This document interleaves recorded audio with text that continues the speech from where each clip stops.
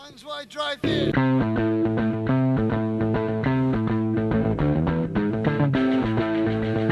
verrez que tout ce que je vous dis là n'est pas du complotisme délirant, mais de l'analyse politique qui sera universellement validée dans 20 ans. Donc je dis bien à tous ces petits salopards que j'emmerde et que j'encule, c'est quoi qu'ils fassent, je suis un héros français. Voilà. Merci pour ça.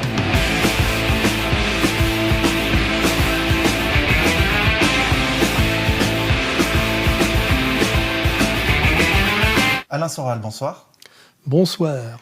Ce début d'année a été marqué par la mort d'un certain nombre d'artistes. De quoi ces décès sont-ils le signe ? Je ne sais pas de quoi ils sont le signe, mais en tout cas pour moi qui vais avoir 58 ans cette année, avec la mort du chanteur de Motörhead, Lemmy, la mort de David Bowie qui nous a surpris, et puis je parlerai après incidemment de la mort de Pierre Boulez qui a été assez occultée par la mort des deux autres.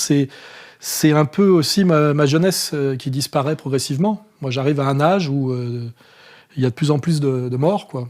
Et ça m'a fait penser à deux choses. D'abord, j'aimais bien les deux. J'aimais bien Lemmy et j'aimais bien Bowie, ce qui n'a vraiment rien à voir.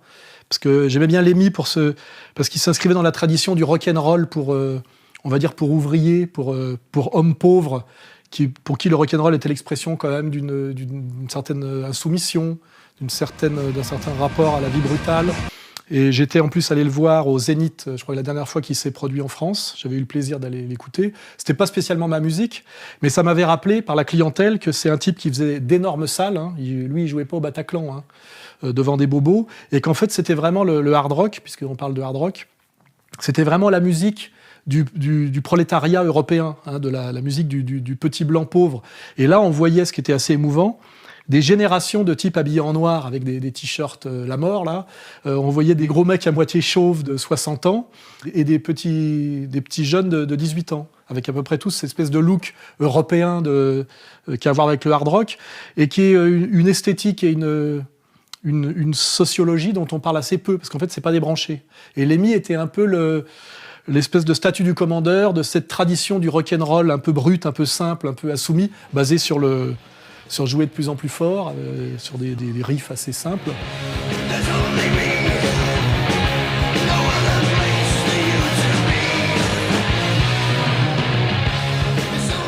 Et avec le type en plus qui avait vraiment un physique assez avec beaucoup de charme, une espèce de type comme ça une vie simple, bien alcoolisé, avec toujours la même tête, la même manière il jouait de la basse, ce qui est assez marrant aussi, le côté bûcheron, quoi.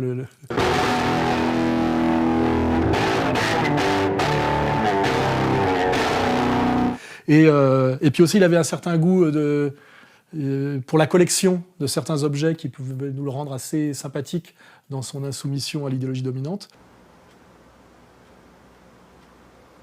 Everybody collects something, right? Drummer in my old band used to collect elephants. There's elephants all over his fucking apartment. I think my collection's more interesting.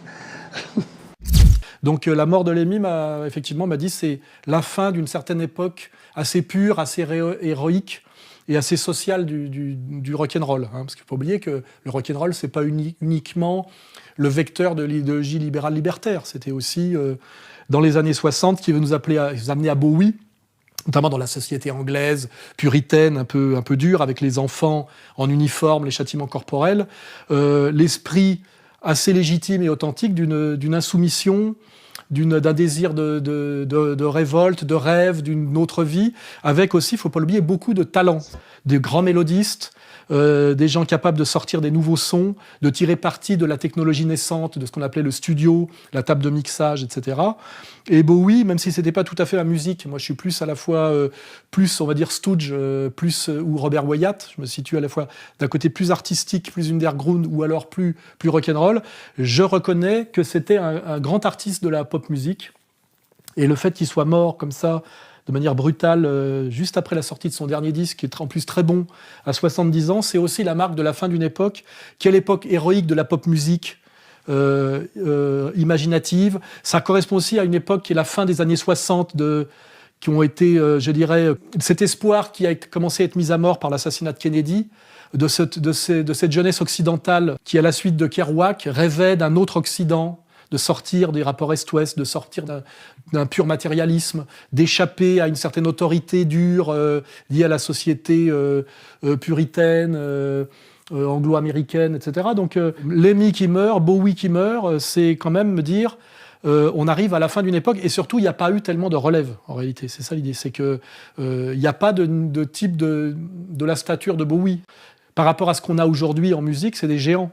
Et surtout, c'est une époque d'artisanat. C'est ça qu'il faut bien comprendre et remarquer, c'est que ce sont des types qui bricolent à une époque où tout est à créer, hein, au niveau de cette nouvelle mise en place de la musique pour jeunes à travers le micro-sillon ou le concept album, la chaîne stéréo, tout ça. Et là, disparaissent les uns après les autres les grands personnages de cette époque, qui ont été les gens, parce qu'ils avaient 10-15 ans de plus que moi, les gens qui ont accompagné ma jeunesse. Quand j'ai commencé à écouter de la musique à 14 ans, et c'est-à-dire au milieu des années 70, et effectivement, on se posait la question si on préférait les Beatles, les Rolling Stones, la place de Bowie, si c'était pas trop une musique pour Minet. Vous imaginez qu'à l'époque, on traitait Bowie de chanteur pour Minette. Screwed up eyes and screwed down the hairdo, like she had from Japan. Oh, he could kill them like Smiley, he could leave them to hang. Well, he came on so lonely, man, I tan, so white tan. Vous pouvez imaginer, aujourd'hui, c'est de l'avant-garde. Hein. Et puis, on était déjà sur la nostalgie des guitares héros comme Jimi Hendrix, qui était déjà mort. Hein.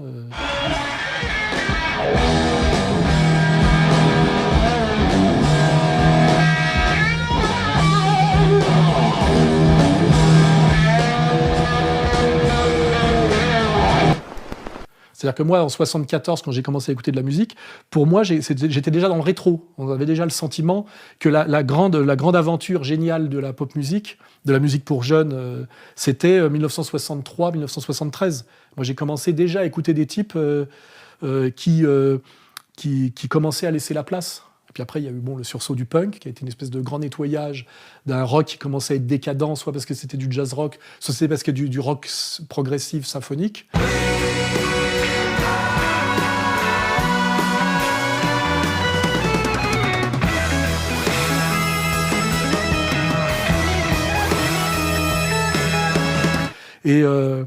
Et donc, ouais, là, je me suis dit, Bowie meurt, Lemmy meurt, c'est la fin d'une époque qui n'a pas été remplacée. Et j'ai effectivement la nostalgie de cette époque émouvante. Et on m'a fait la remarque, oui, vous aimez Bowie alors que vous êtes sur une idée de retour à la tradition. Bowie, c'était un type un peu habillé en femme, c'était la drogue, etc.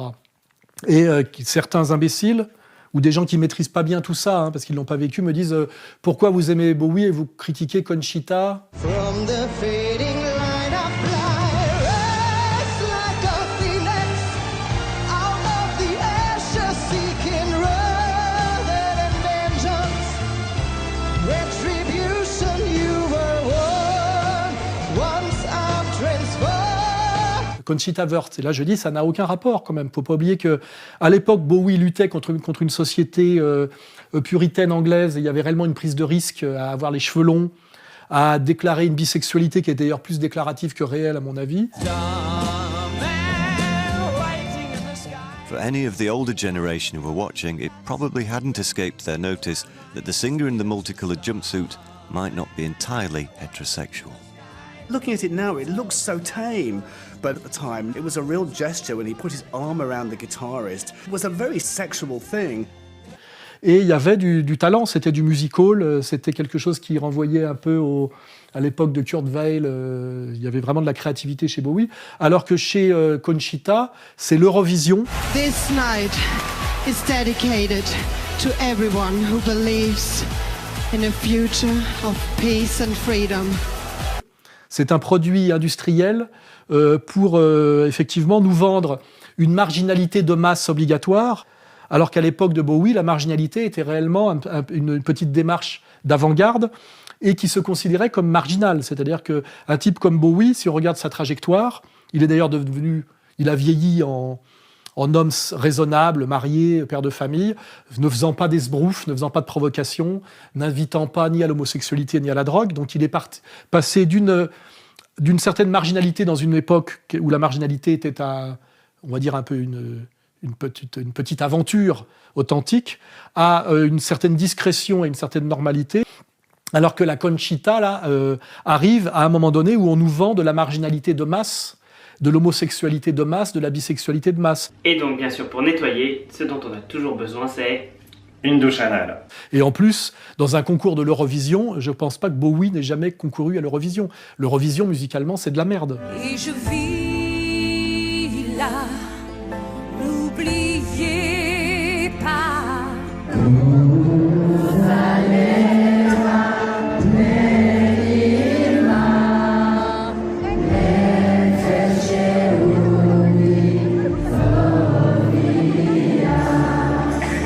C'est le franc-prix de la musique, quoi. Et donc, ne confondons pas les deux. C'est toujours pareil, resituons les choses dans leur histoire. Il y a eu réellement un charme et un génie de l'épopée musicale pop marginale anglo-américaine, disons au début des années 60 jusqu'au début des années 70. Et ça, on ne peut pas le nier. C'est pas parce qu'à un moment donné, il y a une récupération et qu'il y a même une manipulation, récupération par le capitalisme dans sa forme libérale, libertaire, d'une certaine musique pop qu'il faut nier le génie, le talent de certains individus comme Bowie, comme les Beatles, comme les Rolling Stones, comme Robert Wyatt, comme les Stooges. Je ne sais pas si on doit dire Stooge ou Stooges. Enfin bon, il faut pas jeter le bébé avec l'eau du bain. Hein, voilà. Et c'est pas, je veux dire, David Bowie, c'est pas Madonna.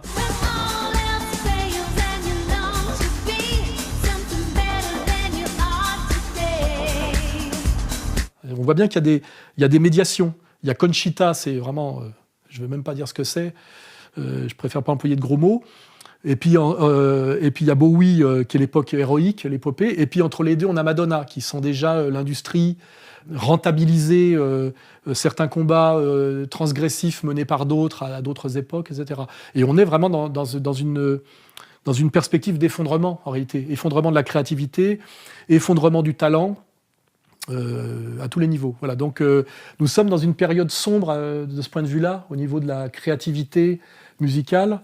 Et je fais remarquer d'ailleurs que quand je vois des jeunes là, faire de la musique, je ne parlerai pas du rap, parce que pour moi c'est... Y'a que des salopes, j'ai une vue d'ensemble. Mouille dans leur string toute la nuit en tremble. Tu veux cacher ce que j'ai cru entendre. On n'a pas élevé les crues ensemble. Continue de chasser. Ouvrir ton trou de balle et passer. T'es chelou comme de la cam passée. Comme une salope qui veut se caser. Tous unis, tous unis, tous unis. Chrétiens, juifs, musulmans, soyons frères. L'union pour nous, c'est la plus belle arme. Tous unis, tous unis, tous unis. C'est aussi un effondrement de la subtilité, de la conscience, de la sensibilité artistique. On voit bien que nous avons aujourd'hui des jeunes qui, par leur gestuelle, singent quelque chose qui s'est mis en place en 1960. 60, 70, 80, 90, 2008, ça veut dire que ça fait 50 ans que ça n'a pas bougé. Le cheveu long, la guitare, le baratin rebelle, abîmer sa chambre d'hôtel ou faire des déclarations transgressives sexuellement, ça fait 50 ans que ça n'a pas évolué. Donc c'est vraiment ringard. C'était progressif à une époque, c'est ringard aujourd'hui. Et d'ailleurs, quand on réfléchit à tout ça, au niveau des signes, qu'est-ce qui reste de tout ça ? Et qui fait la différence, c'est la mélodie, c'est la musique elle-même. On peut dire ce qu'on veut des bêtises politiques de John Lennon, ou même de certaines naïvetés et niaiseries des paroles. John Lennon est un grand musicien parce que c'est un grand mélodiste. La musique, c'est la mélodie. La mélodie, c'est la probité de l'art musical, comme le dessin, et la probité de l'art pictural. On ne peut pas tricher là-dessus. Et il reste de ces gens-là que ce sont des grands mélodistes. Il y a des grandes chansons de David Bowie, et surtout sur une longue durée. Et tout ça, effectivement, n'a rien à voir pour moi avec la vulgarité de... Je ne vais même pas parler de Madonna, mais de l'autre, celle qui lui a succédé.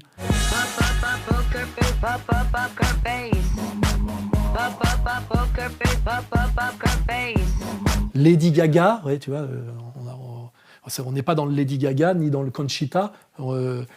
Et ça m'amène à un autre sujet, justement, sur la mort de Pierre Boulez.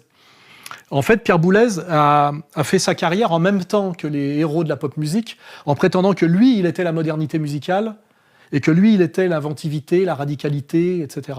Une musique contemporaine révolutionnaire.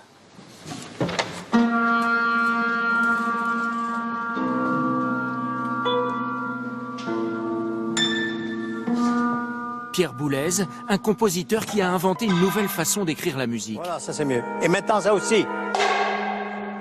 Cette musique est peut-être en avance sur son temps. Il est encore difficile de faire descendre cette musique dans la rue. C'est difficile, mais c'est justement quand on a les institutions comme celle dont j'ai la charge, c'est-à-dire comme d'une part l'IRCAM et d'autre part l'ensemble intercontemporain, je crois que le but est justement d'essayer de conquérir de plus en plus un vaste public. Vous savez, je n'aurais pas fait je ne me serais pas donné cette peine en tant qu'interprète si je n'avais pas eu le sentiment que c'était très nécessaire pour promouvoir la musique de notre siècle. Et en fait, l'histoire lui a donné complètement tort. En fait, Pierre Boulez est à la musique ce que sont les structuralistes à la philosophie, à la linguistique ou à la psychanalyse, ou même, je dirais, à la métapsychologie. C'est-à-dire des gens qui se sont fourvoyés dans une très grande arrogance.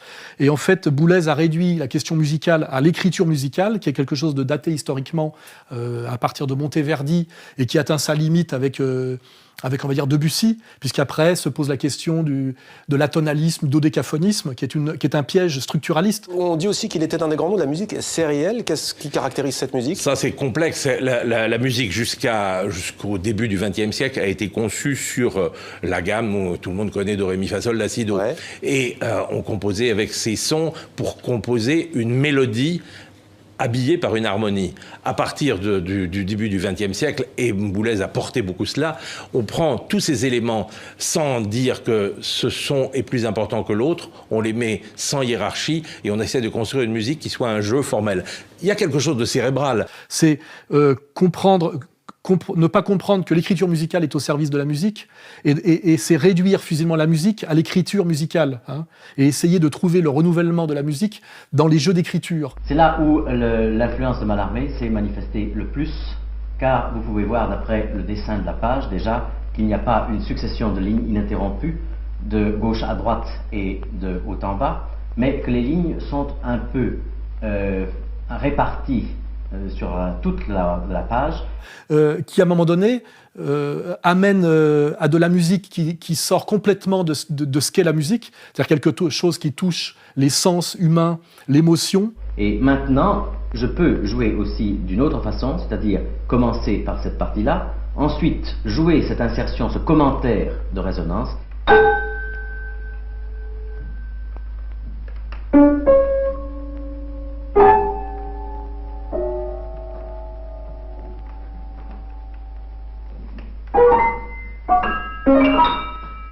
Et la première réponse à ce fourvoiement, qui commence à mon avis avec, peut-être pas avec Berg, mais avec Schoenberg en tout cas, c'est le jazz.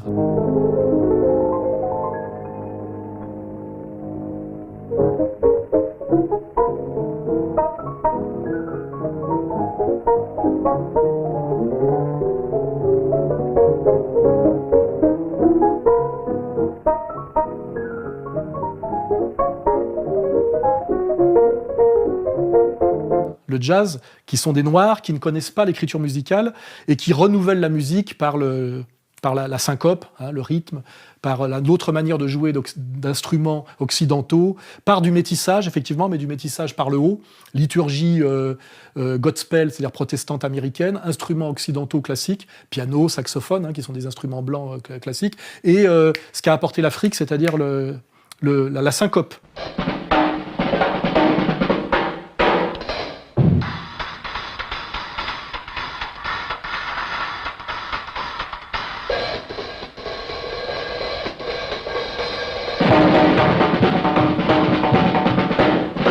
Qui n'existe pas nulle part dans la musique classique. Hein. Le sautillement, ça n'existe pas, ça. Hein. Chez Bach, chez Beethoven, nulle part ça n'existe. Et ça change tout. C'est ce qui correspond au niveau de l'équitation au trot. Le trot, c'est ni de la marche, ni du galop. Hein. Voilà. C'est des digressions pour les gens qui s'intéressent à la musique. Donc Boulez, lui, avec une extrême arrogance, en tant que musicien d'État, c'est-à-dire payé par l'État, c'est l'IRCAM, prétend qu'il est la modernité dans les années 60 et qui révolutionne la musique. L'IRCAM, c'est entre autres choses, toutes les techniques de pointe mises au service de toutes les formes de la recherche musicale. Mais sur quoi toutes ces recherches vont-elles déboucher? Nous allons déboucher sur de nouvelles œuvres. Nous allons déboucher certainement peut-être sur de nouveaux instruments. Nous allons déboucher sur de nouvelles façons de jouer, sur de nouvelles façons d'envisager toute la participation musicale même. Il est un arrogant entièrement fourvoyé, dont il ne restera que le fait que c'est on va dire un bon chef d'orchestre, parce que c'est un grand connaisseur de la musique. C'est un musicologue. Mais en tant que créateur de musique, c'est zéro. C'est zéro, c'est de la merde, c'est ridicule.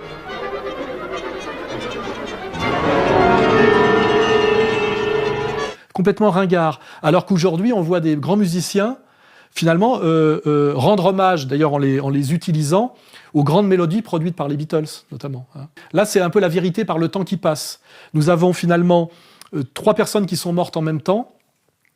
Lemmy qui montrait ce que le rock'n'roll avait été, c'est-à-dire quelque chose une espèce de réponse virile à une époque sans doute de dévirilisation par le secteur tertiaire et le salariat, ce qui correspond un peu au sursaut romantique qui a lieu dans les arts de l'écriture en France au moment de la disparition définitive de la monarchie traditionnelle, le sursaut romantique.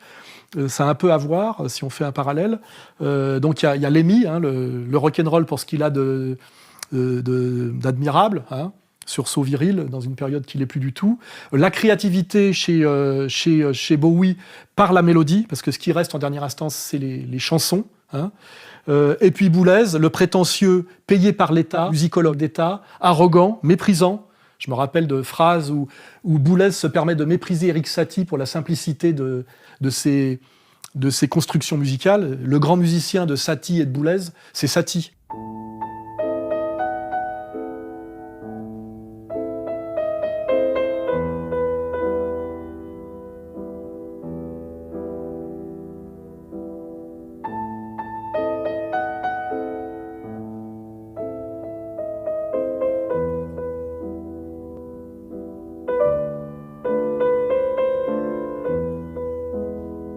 Bien évidemment, parce que chez Satie, il y a de la beauté.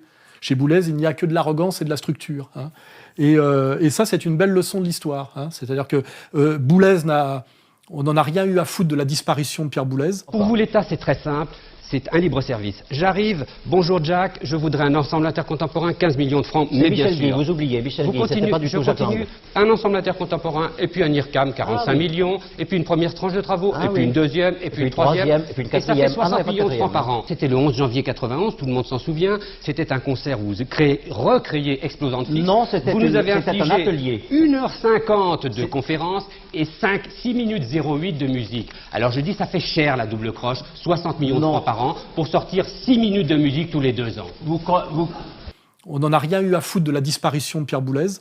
Et par contre, on a tous eu le sentiment qu'avec Bowie disparaissait un grand artiste de la musique, un grand musicien, et qu'avec Lemmy disparaissait un grand personnage respectable, émouvant, chaleureux du rock'n'roll. Voilà. Donc je vais finir là-dessus.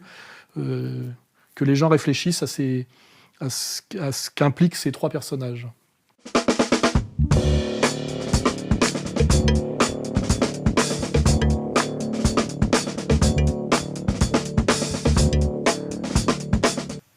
Oui, tout se passe malheureusement comme je l'avais prévu et comme je l'anticipais.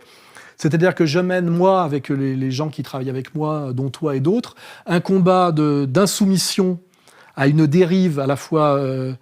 à une dérive totalitaire sur le plan politique et à une dérive financière sur le plan économique. C'est-à-dire que j'essaie de maintenir finalement un certain idéal, on va dire, républicain, peut-être par naïveté, parce que j'y ai cru quand j'étais enfant. J'ai vu liberté, égalité, fraternité marquée au frontispice de l'école communale gratuite, obligatoire et généreuse des années 60 de la banlieue parisienne. Et moi, je suis simplement sur des positions qui étaient les positions de tout intellectuel de gauche, on va dire, des années 60-70. Il faut stopper l'émigration officielle et clandestine. Il est inadmissible de laisser entrer de nouveaux travailleurs immigrés en France, alors que notre pays compte près de 2 millions de chômeurs français et immigrés. Et en maintenant ce positionnement face à une trahison totale des élites politiques, médiatiques, qui obéissent en fait à nos élites oligarchiques, c'est-à-dire à nos élites économiques, je me trouve totalement en porte-à-faux avec ces élites, qui ne pouvant pas me répondre sur le plan du dialogue intellectuel, parce que je les je les mets minables. Ce sont des menteurs évidents et des tricheurs et des traîtres évidents. Aujourd'hui, me persécutent par l'outil qu'on n'appellera pas la justice, mais l'institution judiciaire. Institution judiciaire qu'ils ont totalement soumise. Hein. Les procès Aziza permettent de vérifier par les condamnations astronomiques que je subis, puisque là, sur simplement 2 procès, il va y en avoir un 3e d'ailleurs, je prends 57 000 € de condamnation à la 17e chambre, d'ailleurs pour délit d'opinion. En fait, pour plus que délit d'opinion, parce qu'en fait, quand on regarde ce que je dis, normalement, si on respectait la loi, ce n'est même pas condamnable. Aziza, je te veux si tu veux de moi, danse avec moi. Si tu crois que ta vie est là, ce n'est pas un problème pour moi. En fait, je prends 57 000 € de condamnation pour insoumission à un personnage qui incarne et qui représente toute la dérive oligarchique, communautaire, anti-républicaine, anti-laïque et anti-égalitaire, qui est la situation objective de la France depuis le milieu des années 80. Enfin, une dérive. D'autre part, je voulais dire que dans ma carrière de journaliste, tout au long de ma carrière de journaliste, j'ai toujours défendu Israël. Je me suis toujours attaqué aux islamistes. Vous l'avez un peu évoqué tout à l'heure, Monsieur le Président. Je voulais vous poser une question à propos de ce qu'on appelle l'affaire Dieudonné. Qu'est-ce qui est le plus dangereux, pour vous et pour la société française? C'est le fait que Dieudonné veuille fédérer avec Alain Soral une France antisémite, black, blanc, beurre. La France est en train de devenir une dictature oligarchique et communautaire qui d'ailleurs ne se cache de moins en moins. Parce qu'aujourd'hui, il est admis maintenant que la France et Israël sont des nations sœurs. Ce lien particulier avec Israël, ce lien particulier, il est unique. Pourquoi? Parce que nous sommes 2 nations sœurs qui, chacune à notre manière, parce que nous savons le poids de l'histoire, portons une part de l'universel. Il est admis aujourd'hui que le Premier ministre en exercice est un type qui a été naturalisé français très tardivement et qui est éternellement attaché non pas à la France mais à Israël. Par ma femme, je suis lié de manière éternelle à la communauté juive et à Israël, quand même. Manuel Valls, qui, avec l'ombre de Bernard-Henri Vide derrière lui, déclare qu'aujourd'hui, les Juifs ne seraient pas des gens qu'on n'aurait pas le droit de stigmatiser car ils ont intégré totalement le pacte républicain, mais qui seraient des gens qui seraient l'avant-garde de la République. Les Juifs de France sont plus que jamais les Français à l'avant-garde de la République et de nos valeurs. Je suis aujourd'hui un insoumis, donc un goy, un brave goy, effectivement, qui n'a pas envie de vivre, de se soumettre à M. Aziza. Voilà. J'espère que ça tombe encore pas sous le coup de la loi, mais peut-être qu'à un moment donné, on va promulguer un décret qui interdira simplement de critiquer un individu dès lors qu'il se présente comme juif. On n'est pas loin d'y arriver. Hein. Est-ce que d'accepter d'être l'avocat de M. Soral est un acte militant? Vous pouvez ne pas répondre. De votre part? Non, c'est la fidélité pure et simple à mon serment, le serment que j'ai prêté. D'accord. Oui. Vous auriez défendu Eichmann, Hitler, 6 millions de Juifs de France ont été déportés, assassinés. Si on continue comme ça, comme on est là, les génocides, ils ne sont pas derrière nous, hein. Ils sont devant nous. Ils sont devant nous. Et ça, je pense que quelqu'un comme Alain Soral, il en est parfaitement conscient. Si vous voulez sortir d'une guerre civile, vous ne le faites pas sur le devoir de mémoire. Vous sortez d'une guerre civile par le pardon, pas par la mémoire.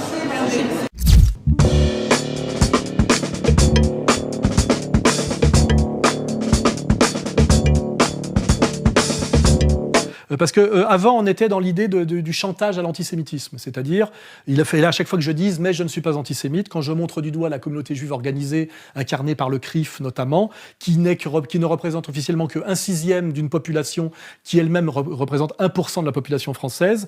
Je ne parle pas de tous les juifs, c'est bien évident, mais de cette petite communauté organisée, c'est comme ça qu'elle s'appelle elle-même. Donc, je dénonçais un chantage à l'antisémitisme.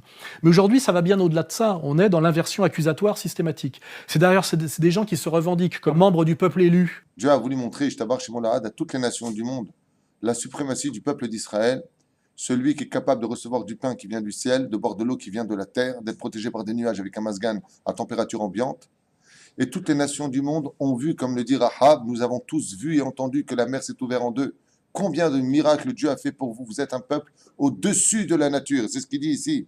Et dont le destin et la terre promise, c'est-à-dire que la terre leur a été promise, et qui prétendent à la domination purement et simplement. Car à la fin des temps, les sages nous ont dit que les nations du monde reconnaîtront la suprématie du peuple d'Israël, la grandeur du peuple d'Israël. Les nations du monde se prosterneront devant les Juifs. Là-t-il l'avant. Qu'est-ce que tu es en train de t'assimiler, toi, avec les nations du monde? Me reproche à moi d'être un raciste, un haineux, un violent, alors que je subis en permanence les déclarations de haine et la violence de ces gens-là.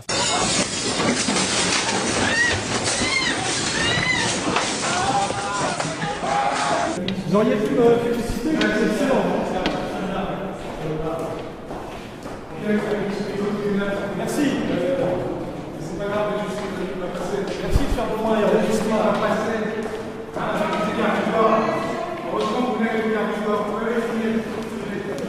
Voilà.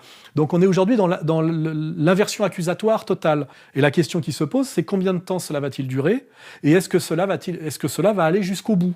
C'est-à-dire qu'à un moment donné, est-ce que nous devrons officiellement et légalement et par décret, ou même inscrit dans la Constitution, nous soumettre à cette oligarchie qui, aujourd'hui, se cache de moins en moins d'être ce qu'elle est. Il suffit de voir comment M. Bernard-Henri Lévy, malgré tout son passé et son passif grotesque, trône à la messe du samedi soir du service public chez Ruquier, et qui nous explique que toute critique d'un juif qui a commis des choses qui pouvaient être considérées comme répréhensibles et qui le sont, l'affaire du sang contaminé, l'affaire du Sofitel, c'est, selon Bernard-Henri Lévy, de l'antisémitisme. Donc, il est plus seulement question de dire « je ne suis pas antisémite ». Je pense que il y en a marre de répéter ça indéfiniment. C'est aujourd'hui, qu'entendez-vous, messieurs de l'oligarchie dominante qui me persécutez, par antisémitisme? Un antisémite est quelqu'un, d'après vous, qui trouve scandaleux ce qui se passe à Gaza, qui trouve scandaleux ce qu'a fait M. Strauss-Kahn au Sofitel, qui trouve scandaleux certains positionnements de M. Fabius. Ça s'appelle en gros se foutre de notre gueule de A à Z. Voilà. Et moi, je dis cette vérité, je la dirai jusqu'au bout. On va voir ce que ça va me coûter, peut-être la vie à la fin. Hein. Mais de toute façon, je pense que c'est un combat qui est engagé, qui engage la survie de la France. Hein. La langue française, qui est peut-être ce qui a des choses les plus précieuses dans ce pays, c'est à un juif, et quel juif, Rachi, que revient le mérite de l'avoir quasiment inventé. L'idée française de république, notre manière en France de nouer un contrat social, la conception française de la souveraineté, elle s'est inspirée beaucoup plus, contrairement à ce qu'on dit, que de la République des Romains, des Athéniens, du royaume des Hébreux. Quand on faisait le sacre d'un roi, quand on procédait à l'onction du nouveau souverain, c'était au nom des rois David et Salomon, et c'était dans la filiation de ce royaume de Juda ou d'Israël.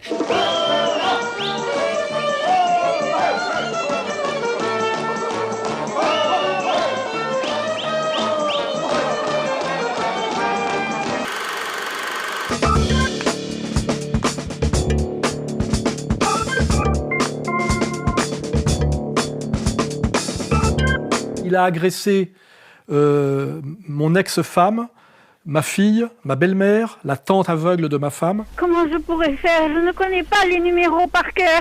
Ah bah, il fallait pas être aveugle. Oh, écoutez, monsieur, ne dites pas une chose pareille. Oh non, non, mais écoutez, faut pas faire des... Ah, il faut pas, rien à foutre, hein. Elle s'est mariée avec Soral, fallait se marier avec quelqu'un d'autre. Il faut pas. Par contre, il faut mettre toute la France sur le dos des Juifs. Salope, ta gueule, la belle, je te pose une question. Il a provoqué la mort d'une personne. Oui, Benoît? Oui. Ça va? Oui, toi. Ouais, très bien, merci. Non, rien, je voulais te souhaiter toute ma condescendance. Pardon? Je voulais te souhaiter toute ma condescendance. J'ai aucune envie de te parler, donc... Non, attends. Moi, je te propose, tu pourrais venger ton père, on pourrait faire un match de boxe qui serait médiatisé, on pourrait gagner du fric. Il se permet depuis des mois et des mois d'harceler des gens par des moyens qui tombent gravement sous le coup de la loi. Même le rédacteur en chef de Rue 89, trop favorable au Hamas pour le pirate, a droit à une visite de la police en pleine nuit. Encore un coup tordu signé Hulcan. Il y avait un déploiement de police incroyable dans la rue. La rue était bloquée des deux côtés, une dizaine de véhicules, les policiers de la BAC en gilet pare-balles avec des armes. Et en fait, il avait téléphoné à la police en se faisant passer pour moi, donc en faisant apparaître mon numéro sur l'écran des policiers, et en disant, un peu essoufflé, je viens de tuer ma femme, je suis retranché chez moi avec une arme, et le premier policier qui vient, je lui tire dessus. On va nous faire croire qu'il peut appeler la police et obtenir par voie de téléphone mon casier judiciaire, c'est-à-dire mon stick, ce qui est interdit par les règlements de police, et qui peut, en citant mon nom, Alain Soral, qui est connu par tous les policiers de France comme le nom de Dieudonné, qu'il peut se faire naïvement remettre mon casier judiciaire par un policier. Alors tu voulais quoi, un FPR dans un premier temps ou... Déjà le FNPC intégral, et puis oui, FPR étage. Ah ben c'est ça, alors j'ai donné de Soral Alain. Voilà, ça il est né à Aix-les-Bains et il a un sacré pédigré. Hein. Alors il a 5 dossiers chez nous. Il est évident que ce petit Grégory Chély, qui a l'impunité totale et dont on prétend qu'il serait intouchable parce qu'il vit en Israël. C'est le problème, c'est que côté français, il y a une dizaine de plaintes minimum, je ne les ai pas toutes recensées. Il y a une instruction judiciaire qui a été ouverte, il y a un juge d'instruction qui a été nommé, il y a une deuxième instruction qui devrait être lancée prochainement. Et la clé est en Israël, elle n'est pas en France. Et je vous rappelle qu'il n'y a pas d'accord d'extradition, ni pour les escrocs, ni pour les voyous, ni pour les assassins entre la France et Israël. On nous fait croire qu'il est intouchable alors qu'il est en Israël, alors qu'il se permet de m'appeler au téléphone sans masquer son téléphone avec un 07. C'est-à-dire qu'il est évident que ce petit Parisien français juif ne passe pas son temps dans une obscure bourgade de la Palestine occupée. Il est régulièrement à Paris, car c'est un Français et un Parisien. Mais par contre, il faut savoir que ces gens-là ont l'impunité totale pour menacer de mort et organiser des agressions contre moi. Parce que quand ils balancent sur Internet mon numéro de téléphone, mon adresse, etc., ils le revendiquent, c'est pour pousser à mon agression. Sachant que j'ai déjà été agressé 4 fois en commando, que ces agressions, pour lesquelles j'ai porté plainte à chaque fois et demandé protection policière, ont toujours été classées sans suite, et que donc on est dans un univers où un type comme moi, simple Français, qui défend la France républicaine, égalitaire et laïque, est systématiquement agressé et menacé par des juifs de combat qui se revendiquent comme tels et qui ne sont jamais poursuivis par la République française. Il se permet aujourd'hui non seulement de me harceler et de me mettre en danger de mort, mais il se permet d'insulter par des messages que nous avons enregistrés la police et la justice. Alors, t'es en train de règle, j'ai entendu le bip, c'est Greg, tu m'entends? C'est moi qui ai levé le numéro, va porter plainte, je vous inquiète tous, je vous inquiète tous, je vous inquiète tous. En disant, je suis au-dessus en France de toute action légale de police et de justice, je fais ce que je veux. Et je pense qu'il a raison, c'est vrai. Et couche en panier, s'il te plaît. Pas bouger, chien. Et le blanc, pas bouger, s'il te plaît. Et le blanc, poussez le blanc. Et moi, effectivement, je mène un combat qui rejoint à peu près le combat qui était celui des dissidents soviétiques à l'époque de l'URSS la plus indéfendable. Et je pense aussi que beaucoup de Français s'en rendent compte. Je suis, malgré moi, en essayant simplement de rester fidèle à une certaine idée de la France, de la laïcité et de l'égalité républicaine, en train de sombrer sans m'en rendre compte dans une certaine forme d'héroïsme. J'en suis même moi-même interloqué.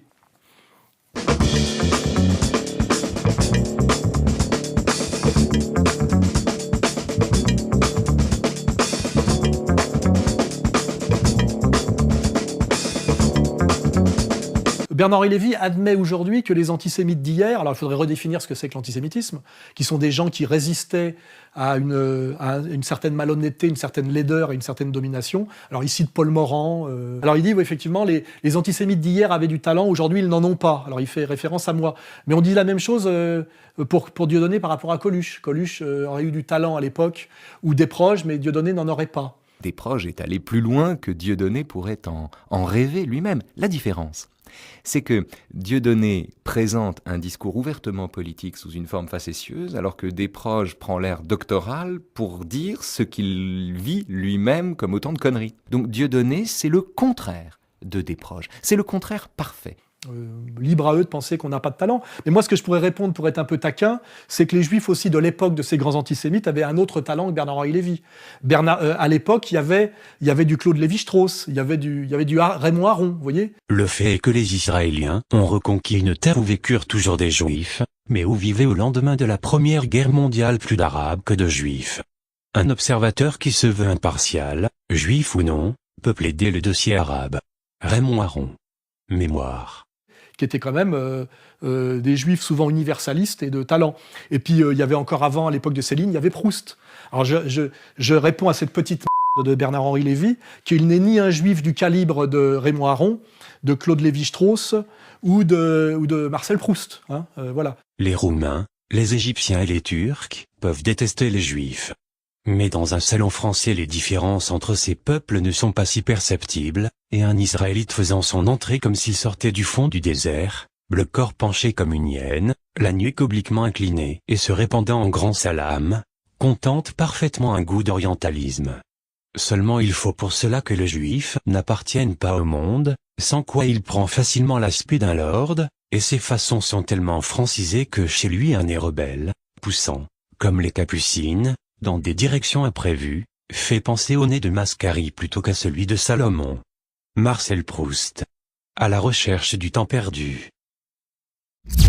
Et que par contre, si on a les élites qu'on mérite, on a aussi les représentants qu'on mérite. Et moi, je m'adresse là aux Juifs qui ne font pas partie de la communauté juive organisée, et je leur dis, quand aujourd'hui vous avez comme représentants des types comme Aziza, comme Grégory Shelley et comme Bernard-Henri Lévy, il faut vous inquiéter effectivement de l'image de votre communauté et aussi peut-être de l'effondrement d'un certain génie juif. Vous êtes une merde intégrale. D'accord, très bien. C'est de ça que je répondrai à M. Bernard-Henri Lévy.